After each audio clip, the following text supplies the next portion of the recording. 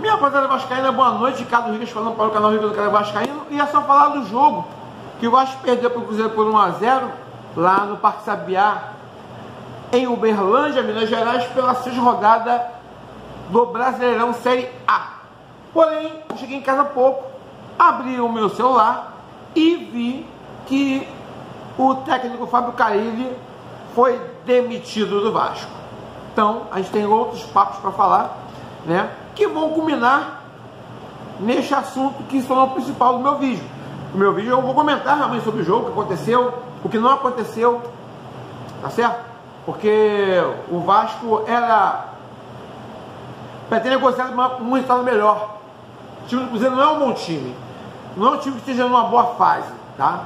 Eu estava comentando durante assistir a partida com amigos que estavam vendo o jogo, que o Cássio tem feito atuações terríveis, né? Contra o Palestino, pela Sul-Americana, tomou um frango histórico. Contra o Vasco, parece que virou um leão. Ele fez 4 defesas, pelo menos 4 defesas ali, que eram para o Vasco ter virado a partida, ter ganhado a partida.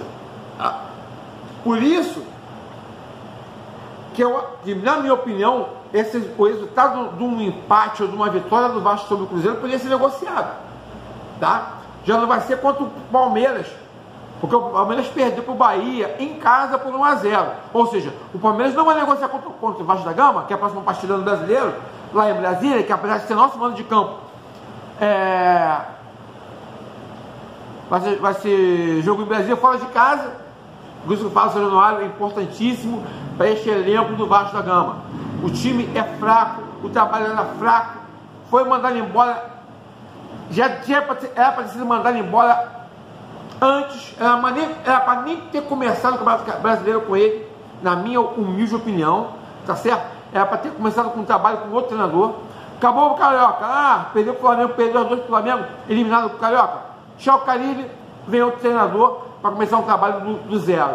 Porque você tem aquele período X para você dar um prosseguimento lá, uma mini pré-temporada para você colocar e você começar a botar um treinador com melhor capacidade, com maior capacidade. O Carille foi campeão da Série B com o Santos. O Santos mandou o Carille embora, porque percebeu que não é técnico para a Série A. O Santos, né? Depois a gente vai conversar aí sobre a rodada, mas vamos continuar falando sobre o jogo e o que levou o técnico Fábio Carille a finalmente ser mandado embora, né? O jogo de hoje demonstrou por A mais B que o Vasco poderia ter negociado uma vitória contra o Cruzeiro. O Cruzeiro só teve uma chance de gol no primeiro tempo e foi um lance que tem impedimento. Além do jogador do Cruzeiro estar impedido, ele botou a mão na bola, né? Ele segurou a bola com a mão para poder facilitar a conclusão para o gol, né? Então não aconteceu nada disso. O Vasco teve pelo menos 3 chances excelentes para marcar o primeiro gol contra o Cruzeiro. Não aproveitou, aí uma bobeira da zaga, né? O seu Lucas Freitas deu condição do jogador do Cruzeiro entrar lá pela esquerda. O seu João Vitor não derrubou, não conseguiu marcar, foi facilmente driblado. Lucas Freitas, para tentar cobrir a cagada que ele fez, o termo é esse aí, não conseguiu tirar a bola do zagueiro, do atacante do Cruzeiro, o cara tocou para trás, e o Vitor Luiz, que era para estar marcando o jogador do Cruzeiro, Cleiton, que fez o gol, não estava na sua posição. Ou seja, um técnico conhecido por seus sistemas defensivos está tomando 8 gols no Campeonato Brasileiro. Só escapou de tomar gol contra o Flamengo no Brasileiro. O resto das partidas todas tomou gol, pelo menos um, né? Então fica difícil você defender um camarada que seria retranqueiro, teria um bom esquema defensivo e toma gol em todos os jogos. De 6 jogos numa rodada, de 6 jogos no campeonato, toma gol em 5. Que técnico que sabe mais esquema defensivo é esse? Que toma gol de 6 jogos, toma gol em 5. Sendo que uma goleada acima tomada pelo Corinthians, um 2 a 1 contra o Ceará, que era o time que também poderia ter negociado um resultado melhor, né? E como é que você explica isso? A atuação do time fraca no segundo tempo, tá? O técnico me leva jogadores da base para colocar em jogo, os caras voando no sub-20, pedindo espaço, entendeu? Quero jogar, quero entrar, quero jogar, e o técnico Fábio Carilli me coloca. Vamos lá as substituições que ele fez, né? Só uma delas que foi justificada, tá? Ele fez 5 alterações. Ele tirou o Jair, tirou o Ryan e tirou o Nuno Moreira para colocar no lugar deles, respectivamente. No lugar do Jair, o Paulinho. No lugar do Ryan, o Benjamin Garré. E no lugar do Nuno Moreira, o nosso querido artista Lóio Augusto. Que de artista não tem nada, nem performático ele é. Aí vem a substituição que foi justificada, que foi do PH, que sofreu uma contusão na cabeça, numa disputa de bola, e o Bruno Rodrigues no lugar dele. Essa foi a única justificada, alteração justificada, por conta do protocolo de cabeça, né? Não deve jogar contra o Palmeiras, né? Protocolo 7 dias, não vai jogar. E o Lucas Freitas, que é zagueiro, substituído, já no desespero, pela Teixeira. Aí você tem o Zucarello no banco e você não coloca. O Vitor Luiz, outra partida pífia dele, tá certo? Não cobriu, a nota tinha que cobrir, não cobriu. Então dá uma chance para o Avelar, se é para fazer. Mas ele não gosta de usar a base, o Carilli não gostava de jogar a base, não gostava de usar a base. Ele só levou a base porque o Lucas Piton não podia ir, o Paeta está machucado. E o Maurício Lemos está também lesionado. Por isso que ele colocou o Luiz Gustavo, colocou o Zucarello e colocou o Avelar no banco. Muitos relacionados. Então fica difícil você defender um camarada que faz isso. Ele, conhecido por ter sistema defensivo, e toma 8 gols em 6 partidas. Vamos para brasileiro. Vamos nem contar com os 3 gols tomados no Melgar lá em cima, né? São 11 gols. Fora os gols contra o Flamengo no Campeonato Carioca, contra o Fluminense no Campeonato Carioca. Então, gente, era um trabalho que não estava dando certo. Todo mundo via isso. Mas o senhor Pedro Paulo, insistindo com o Carilli, ele não tem conhecimento. Ele foi um bom comentarista, como presidente do Vasco, ele é um bom comentarista da Sport TV. Para onde ele nunca deve ter saído. Ele tinha que ficar do lado do Sport TV sendo comentarista. Deixar o Vasco para quem quer administrar o Vasco direito. Ok? Então, ele tinha que permanecer lá no Sport TV sendo comentarista de futebol, dos jogos, estava muito bem, obrigado. E deixar o Vasco para quem quer administrar o Vasco direito, sendo competente. Não trazendo amiguinhos para poder trabalhar na administração. Entendeu? É tentar defender o indefensável. Não tem defesa, Pedrinho. Não tem, Pedro Paulo. Defesa, não tem. Entendeu? Mandou embora porque a pessoa já estava muito grande. Aí colocam aí como, vamos lá, outro factoide. Fernando Diniz como número 1 para substituir o Fábio Carilli. Não vai vir. É um técnico que está em outro patamar, campeão de Libertadores. Não vai vir para o Vasco para ganhar uma merreca. Pare com isso. É Jorginho, Lisca doido, Rafael Paiva voltando. É isso que vai ter. Tá? Acredito que seja o Jorginho o técnico da vez, o bola da vez. É Zé Ricardo, é Maurício Barbieri, mas esses são empregados. Né? O Zé Ricardo está lá no Criciúma e o Barbieri está lá no Atlético Paranaense, no Brisa, né? No Track. Não é mais furacão, é Track agora. Tá vendo? Então, deve ser o Jorginho o bola da vez para ser técnico do Vasco da Gama. Só espero que o Jorginho não caia na mesma besteira do seu Fábio Carilli, não usar a base. Que estamos na sub-15, sub-20, sub-17, sub-16. Lógico, botar sub-16 e sub-16 para jogar no profissional é também desespero demais. Mas você botar um sub-20 para jogar, tem uma garotada boa aí para jogar, não coloca? Por que não coloca? Por que não bota esses moleques para jogar? Na próxima rodada, só faltam 32 para acabar o campeonato. De repente consegue montar um esquema que essa molecada consiga jogar, consiga render, consiga... Mas precisa de um treinador para fazer isso. Precisa de um treinador. Tá ok? E nós não tínhamos. O Jorginho é menos pior. Ele é na mesma faixa, ali no mesmo universo, né?